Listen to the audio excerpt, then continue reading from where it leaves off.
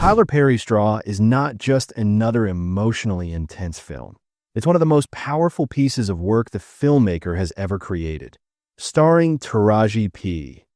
Henson as Jania Wilkinson, Straw dives headfirst into the complex reality of single black motherhood, mental health struggles, and how systemic failures can push even the strongest individuals to their breaking point. The title itself is more than symbolic. It's a direct reference to the metaphor of the straw that broke the camel's back.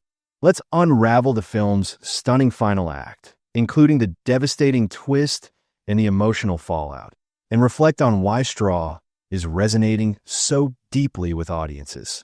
Jania's breaking point.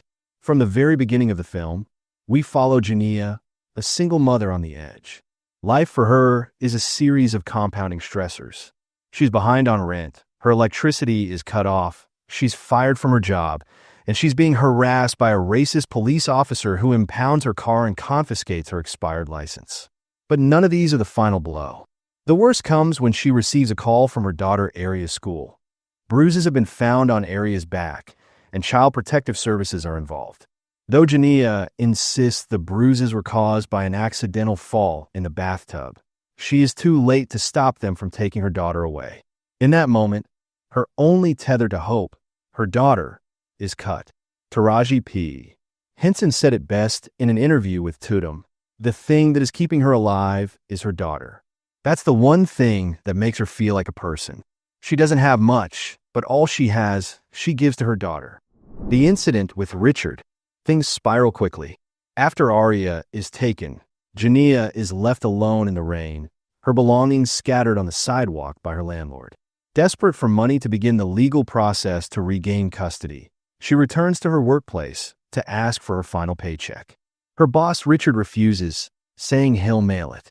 Then, unexpectedly, two masked men rob the store. One calls Jania by name, reading from her name tag.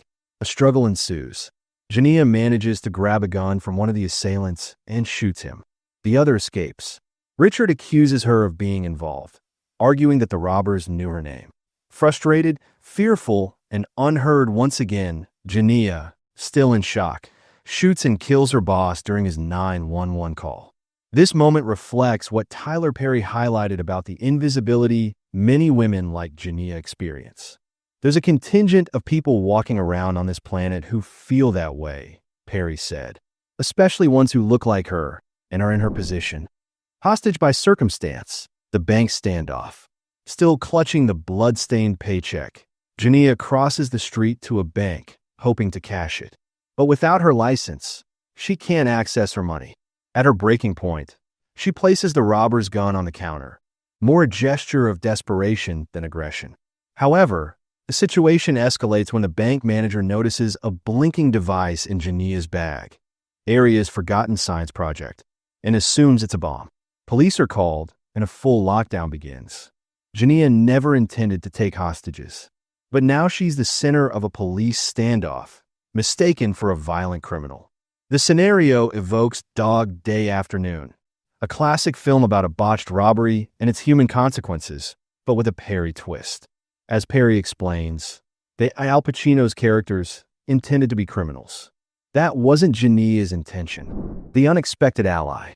Enter Detective Kay Raymond, played by Teyana Taylor, a police officer who immediately sees past the surface. Raymond, also a single mother, grew up in similar circumstances and begins to identify with Jania's struggle. As she investigates, Raymond interviews Jania's neighbor Benny, played by Sinbad, who describes Jania as kind-hearted, even giving him spare change on her worst days. Raymond also tracks down the cop who harassed Jania earlier and removes him from the scene, even slapping him to assert authority. Her empathy begins to shift the narrative. Jania, who initially trusts no one, finally agrees to surrender, but only if Officer Oliver, the one who ran her off the road, is removed. Raymond fulfills this request. The devastating twist. Just when it seems things are about to resolve, Jania receives a call from her mother. In what is easily the film's most harrowing moment, her mother reveals that Aria actually died the night before from seizure.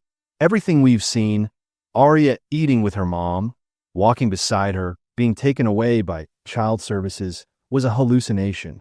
Jania has been interacting with a memory, a figment of her broken mind, this entire time. This twist is deeply unsettling. It explains the odd behavior throughout the film. Why no one else truly acknowledges Arya? Why no scenes show her being picked up or released by authorities? It's all imagined. The grief had fractured Jania's mind so completely that she created an illusion of Arya to keep functioning. Perry admitted that even he was shaken by the twist during production. Realizing that the child wasn't there the whole time, it was just as jarring to me as I think it is going to be to the audience. When they filmed the scene where Jania hears the news, Perry says the entire crew was in tears. They imagined death, then redemption. Following the revelation, we see what looks like a tragic ending. Jania is gunned down by SWAT as she breaks down with grief. But this, too, is imagined, a reflection of her deepest fear. The real ending is far more tender. Bank manager Nicole, Sherry Shepard, who has slowly grown more empathetic, helps Jania walk out of the bank. Nicole had promised to bring Arya to visit her in jail, but that promise now hangs in the air, echoing with tragedy. Detective Raymond gently cuffs Jania herself, shielding her from the other officers. "It's nice to meet you," she says. Outside, a crowd has gathered, protesters, allies, strangers who see Jania not as a villain, but as someone failed by the system. Why the film is called Straw? The title Straw is intentional. As Henson explains, everything that can go wrong goes wrong in this one day. It's about how humans operate in that heightened state of panic and anxiety and pressure. When the pot is boiling and it finally explodes, what happens? The film doesn't portray Jania as a criminal. It portrays her as a mother crushed by a system that ignored her until she snapped. She didn't start the day planning violence. She was pushed to the edge and beyond. The real message. In the original script, Jania was supposed to die in the standoff.